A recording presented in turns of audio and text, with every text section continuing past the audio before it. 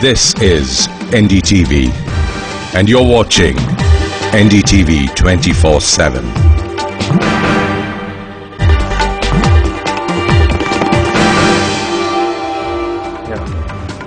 Hello and welcome to this NDTV exclusive, where further details have emerged of Maharashtra's multi-crore irrigation scam. So far, what has emerged is that thousands of crores of rupees have been spent on a large number of irrigation projects over the past decade or so, but there's been very little work on the ground, raising charges of corruption. But how has this corruption actually worked? What is the proof that kickbacks were actually paid? This has been something which has remained in the realm of speculation and political accusations. But NDTV now has exclusive details of how no one less than the irrigation minister, or the former irrigation minister himself, Ajit Pawar, who is subsequently went on to become deputy chief minister and then resigned, was during his time as irrigation minister someone who sanctioned a number of advance payments to contractors, even though this was against his own government's rules. And those advance payments are what the opposition alleges were actually kickbacks. Now, these advance payments were made to 4 different contractors for 4 different projects. At least that is the evidence that we have ourselves in a series of letters which bear his own signature. And these projects were largely in Vidarbha. Most of these were sanctioned in 2008 and 2009. Many of these contractors also had political links, leading to accusations of cronyism. And as we said, most importantly, these are advances which the state government had scrapped in the year 2000 itself. The CAG had in its own report said that these payments are a violation. Now let's quickly run you through each of those separate contracts or each of those separate projects where these advances were sanctioned. Case number 1 is the Dhapewada barrage in Vidarbha, where Soma Enterprises, which is the company of Avinash Bhosle, someone who is known for his close links with the Pawars, was granted a 20% advance. This is in 2008, signed by Ajit Pawar. Case 2, Purna barrage.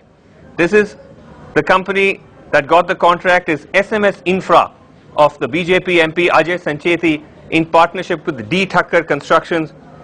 They got an advance of 15%. Though the junior engineer said 10%, this was hiked to 15%, and Ajit Pawar signed off on it.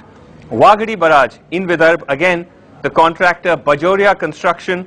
This is the family of the NCP MLC Sandeep Bajoria, and here again they got an advance of 15%, hiked from 10%. And finally, the Lower Pedi project in Vidarbha, a joint venture between D. Thakkar Constructions and the Sanchetis, once again an advance of 20%, again signed by Ajit Pawar. So in each case, the minister himself personally taking interest in signing these contracts in his capacity as irrigation minister, and we have those documents here available to us with the minister's signature. Now, what exactly is the problem with these advance payments? Quite apart from the implications, legally, what does the government say in its own rules? Sanjay Tiwari, our correspondent in Nagpur, who helped break this big story, joins us.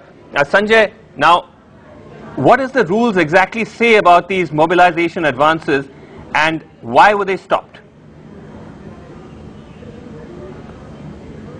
Well, yes, the decision to ban advance payments such as mobilization advance and machinery advance was taken by the Waterworks Department of Maharashtra in the year 2000 itself.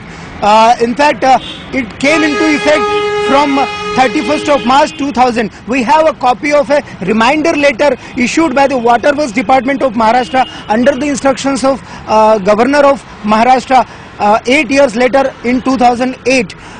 This letter warns of legal and disciplinary action against those the officials who violate. And Sanjay, so thanks for pointing out the exact legality or the illegality of these advances, but we just have examples of 4 such advances that were given, but is this a tip of the iceberg?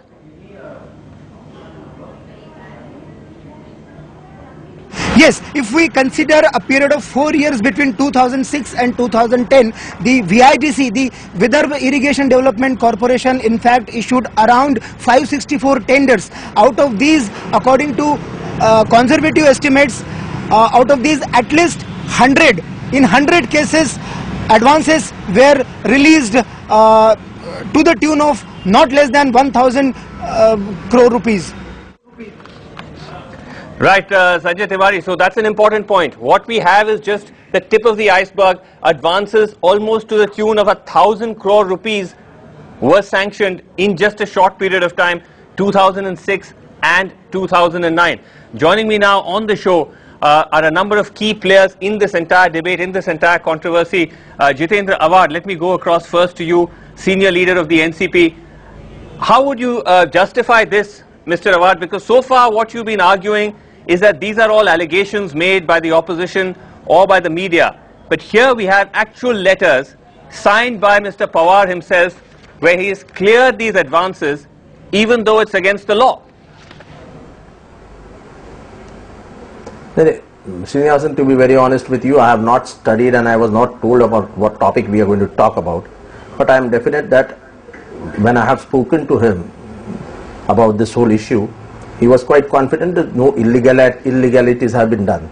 Let me not be very specific because I have not thoroughly studied on this issue. I am not aware of what exact technicalities are involved into it and what proceedings have been followed.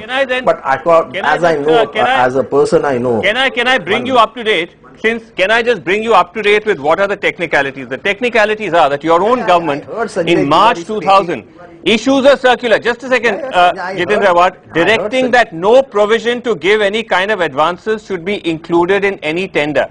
This is what you have submitted in March 2000, but in 2008-9, that is what I you're sanctioning these advances.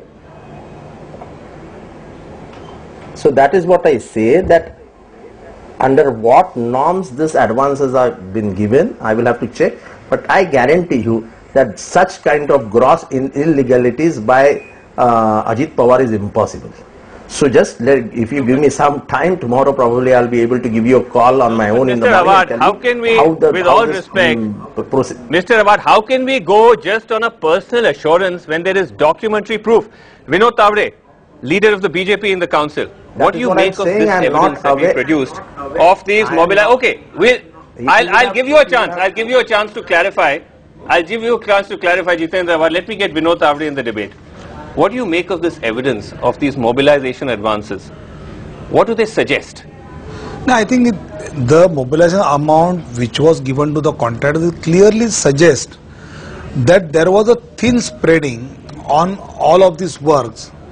And if you would have thought seriously that you have to complete the project in the given specific time, then that much money you need. But if you don't have that much money, then that thin spreading would go for 10, 15, 20 years. So sanction big project, the total project amount may be of 500 crores, 800 crores, 900 crores, and whatever the kickback is to be given to the minister. Normally that kickback is given after the work has been completed. So if the work takes to complete 10 to 15 years, you don't know who is the minister and who is the government. So you're making a serious charge. You're saying that these advances could be in the form of is it a kickback? 100% they were in the form of kickback, which I think, because if you are not going to pay us the money, how can we give you the money? So this money was given to them as a mobilization amount, and that was being given back to the concerned government people. Jitendra Awad, would you like to respond to that? These advances, he says, is proof of kickbacks. I think the major player in Vidarbha has been Ajay Sancheti and his company, and Ajay Sancheti is a big RSS and a BJP man. Probably he will be knowing the details and he will tell Vinod Tavre ji that where the kickbacks have gone and where he has given it.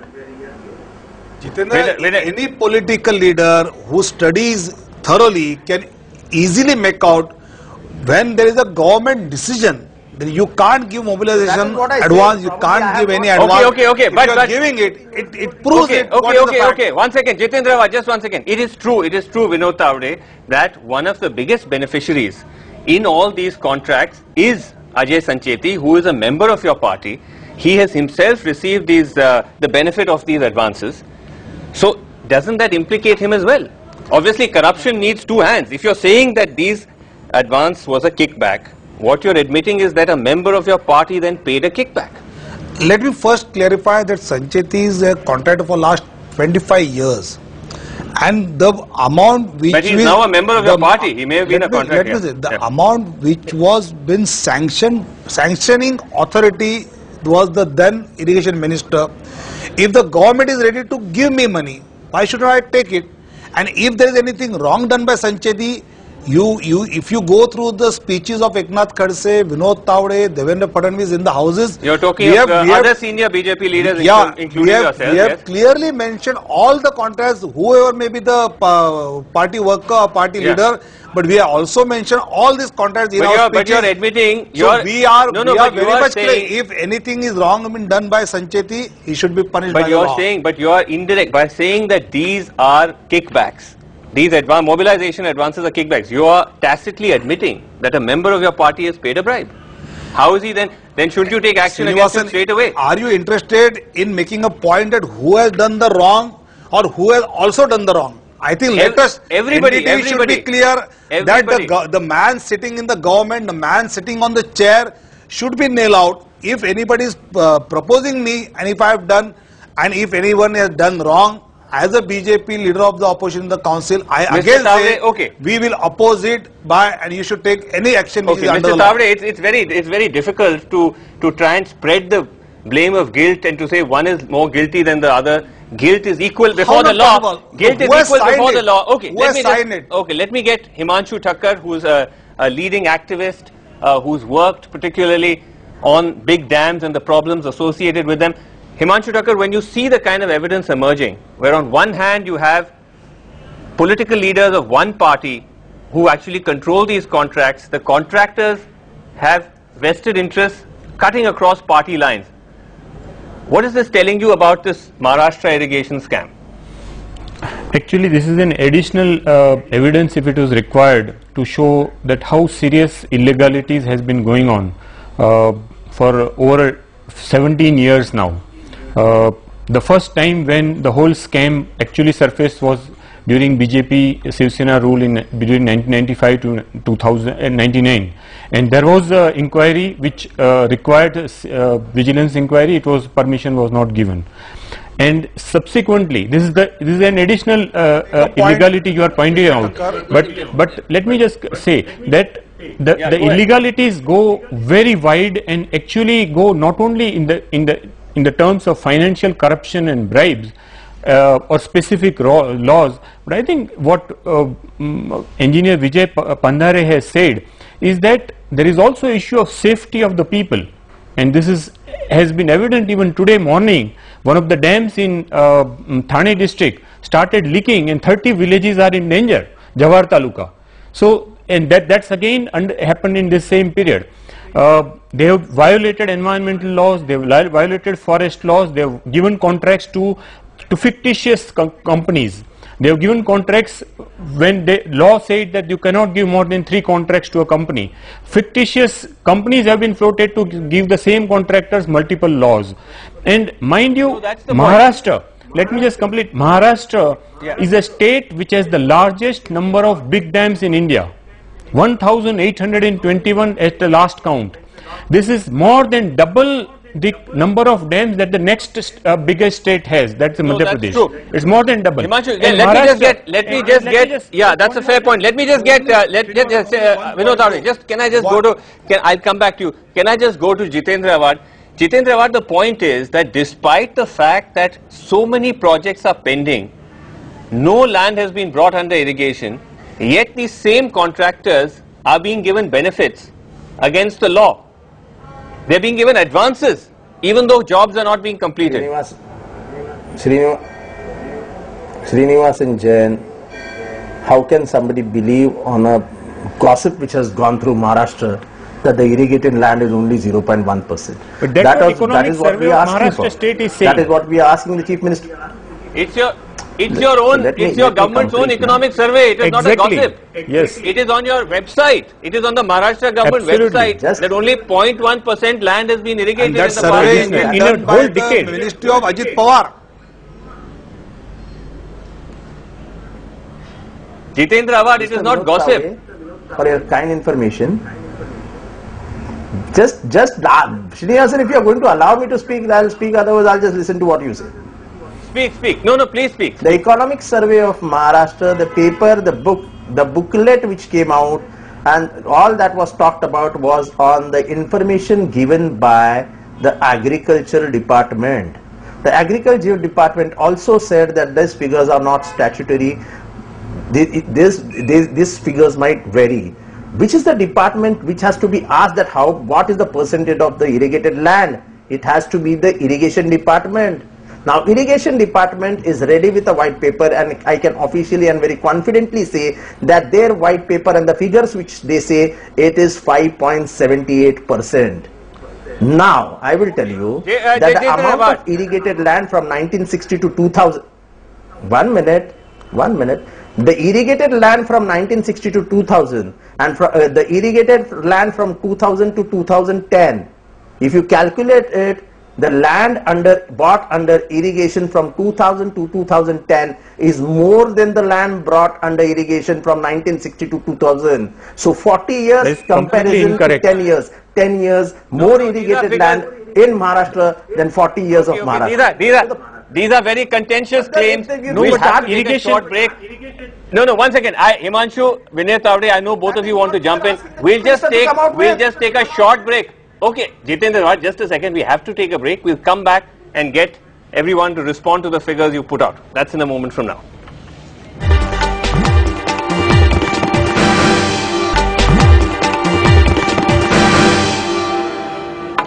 Welcome back. The NDTV exclusive on how, against the law, the Maharashtra government, the irrigation department, headed by Ajit Pawar himself personally signing advances, mobilization advances given to contractors.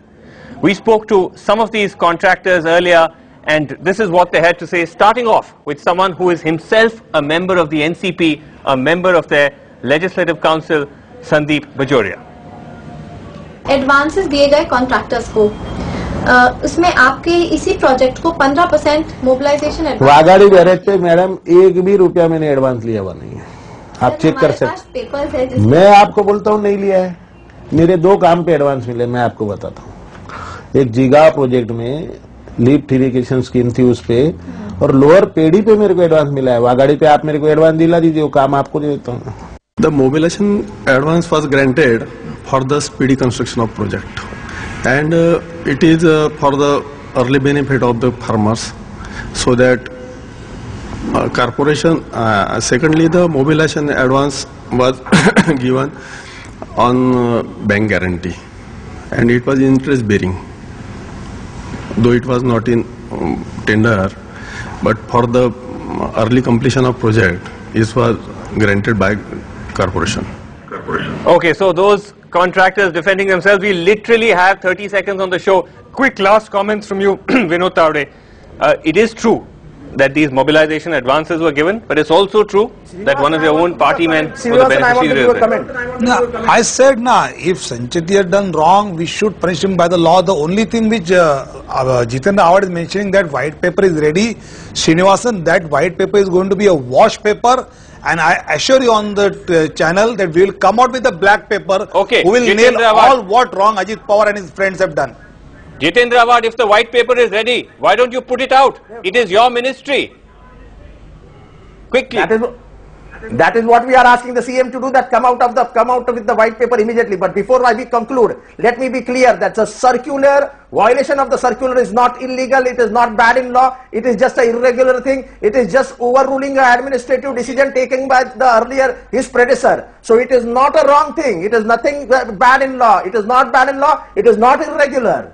So please keep it in mind that it is only an administrative fault. It is just a change of decision. Himanshu Thakkar, last word. What we need is not just white paper. In fact, the first time the Chief Minister of Maharashtra talked about white paper was on 5th May 2012. On 4th May, some of our delegation met him. Then he said on 16th May, on 5th May he said it will come soon. On 16th May he said it will come in 15 days. on 14 July, 2 months later, and all this period NCP had been stalling the white paper. We have white to wrap paper it is, there. let me just complete. White paper is not going to solve the problem. What we need is an independent investigation. I've understood your point. Because the lives of We've the people understood the point. The the point is we are completely out of time. The NCP says the NCP has said the white paper is ready. That is also news that we are breaking tonight. Why don't they release it? They're passing the buck to the CM. Whichever government department release it. But clearly the evidence of a range of violations in this particular scam continues to mount. We'll be tracking this big story on NDTV. Thank you all so much for joining us, all our esteemed panelists. That's it for the moment. Goodbye.